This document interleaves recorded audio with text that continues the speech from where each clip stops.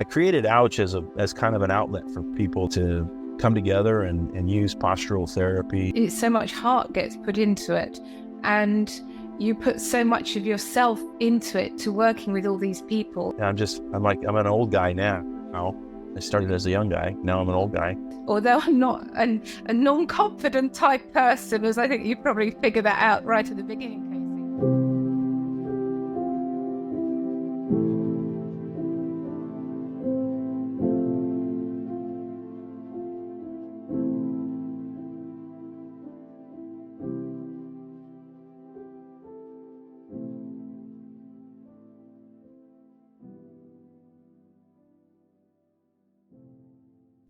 Hi, my name's Clarke, and I'm Heal Your Pain in England. So for the past 3 to nearly 4 years, I've been working with Casey out in San Diego, and I just wanted to have a little chat with him so that you can see what's been happening, which has been so exciting over the past 3 years, 3 to 4. Goodness me, it seems like ages. So Casey, how are you today? I'm spectacular. Thank you. Casey, I just wanted people that are going to listen to this to know just a little bit about you. Who are you? Who am I? Who's that guy? Well, I've been in the world of helping people for about 30 years. I live out in California. I'm in San Diego area of California. And I used to work at a company called Agoscu years ago, and learned not only how to do postural therapy, but how to essentially work and interact with patients, and was exposed to, I think, a lot of really great minds, both from the patient side of things as well as other practitioner side of things. And realized when I left that world that the practitioners that are out there that are kind of struggling to make it happen and help their customers really didn't have a collaborative voice. They didn't really have a place where they could freely learn and explore new techniques and new things, and talk about client failures and client successes, and really collaborate with other practitioners. So I created Ouch as kind of an outlet for people that are in their treating of patients world, to come together and use postural therapy and working with the body as a center point to meet new practitioners and collaborate with folks. So that's kind of who I am. I'm an old guy now. I started as a young guy. Now I'm an old guy, and I've been really blessed with being exposed to a lot of really smart people, and I like to share. So, Casey, when I first met you, Ouch was very new. You just that was quite embryonic, and it's gone on from there. But I think the thing was, we quickly realized that there was going to be a vast area out there that we needed to explore with people who are practitioners, as you said, working by themselves, as I am. I'm not part of a big clinic or anything, and although it's not lonely because you're working with masses of people, what is lonely is that you're making decisions and you've got nobody there that you can go, well, I'm getting results, but could I be getting better results? So this is where really, I suppose, squad meetings were born.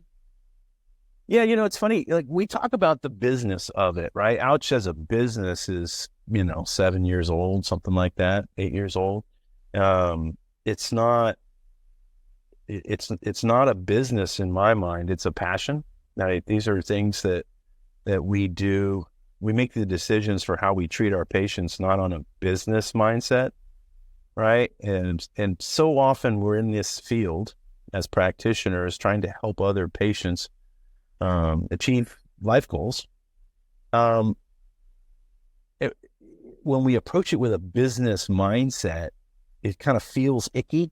Like that's not why we're doing this. We do this because we want to help people.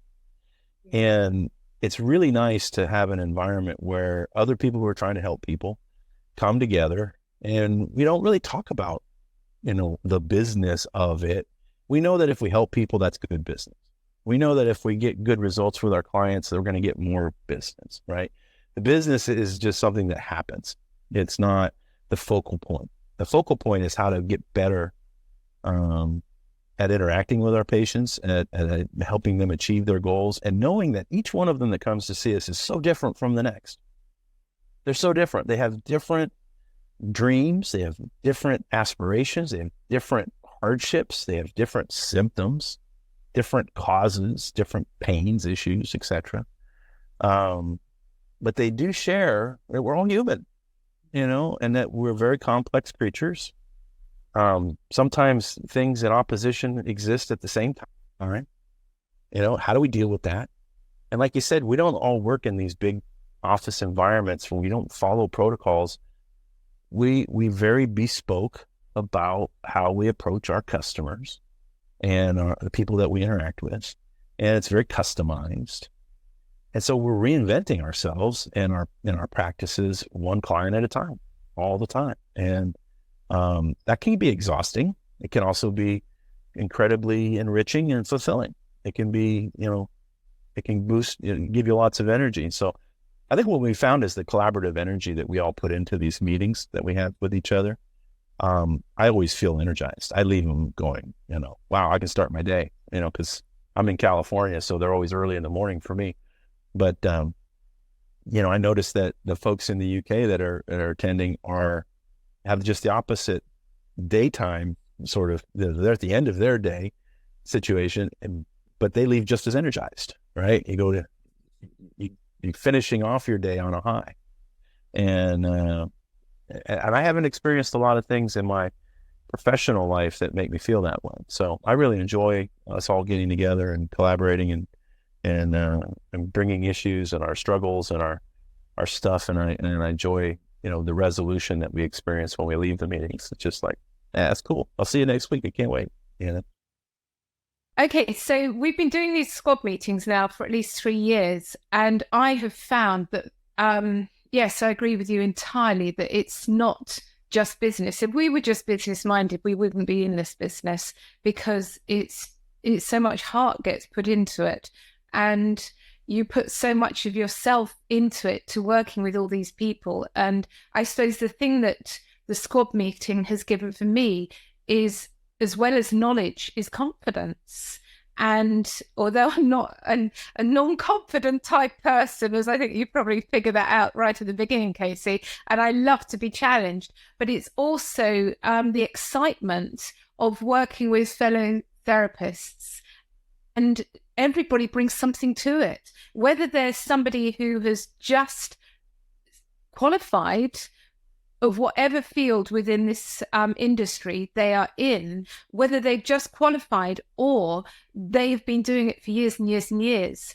Some of our people are in their 60s, 70s, and some are in their 20s, 30s. So it's such a vast, diversified group of people. Yeah, it's a good point. Like, confidence is one of those things. Like, I know you've experienced this. When a patient asks you a question in our world, you feel like you should have the answer, right? You feel like you need to give them the answer. Like, saying the words "I don't know" are, almost like, "Oh, why are you here then if you don't know?" But the way we do our practices, the way we approach our clients, is as more like detectives, right? We're more like we're gonna discover things together. So to get comfortable with the idea that I have no idea what the next client's going to bring to me, I have no idea, and that uncertainty is actually comforting.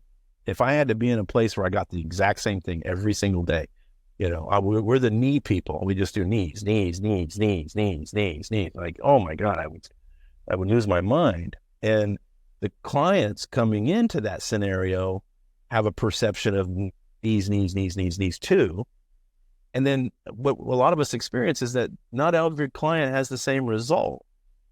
And so we start to see in the practice of this protocol that there's something else going on here, that there's a uniqueness to everybody that requires the practitioner to get a little uncomfortable because they don't know what they don't know, right?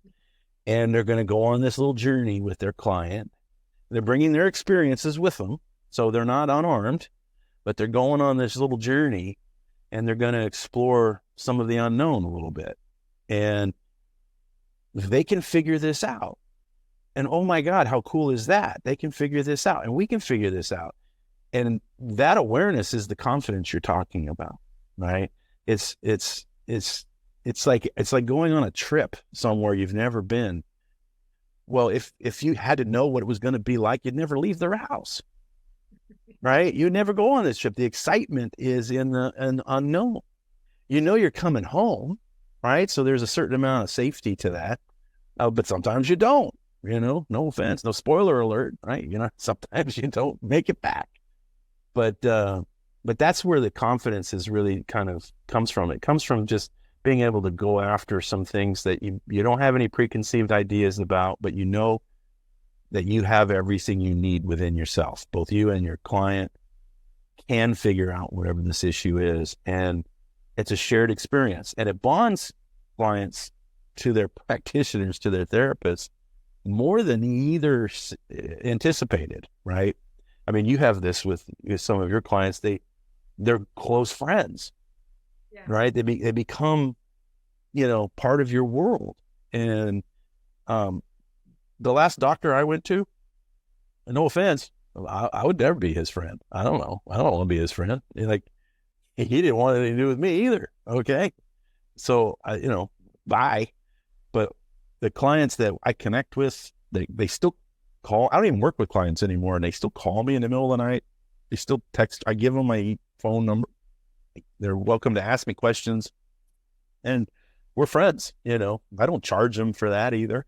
It's just that's just what it is. And when we have appointments and we get together and we do therapy, it's kind of like starting that unknown trip, and I've done it now so many times.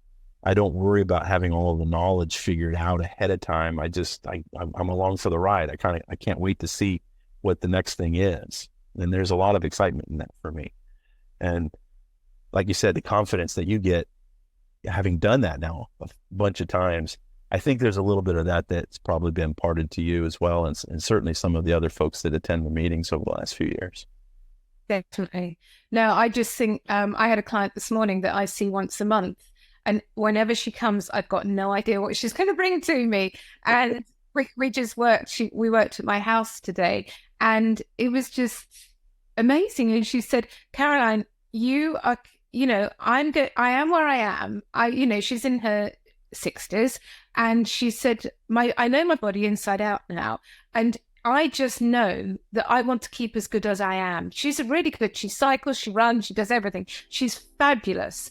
She gets a little bit of backache and things like that, but she knows what to do. She has got the tools in her toolbox. And that is, to my mind, what therapy should be.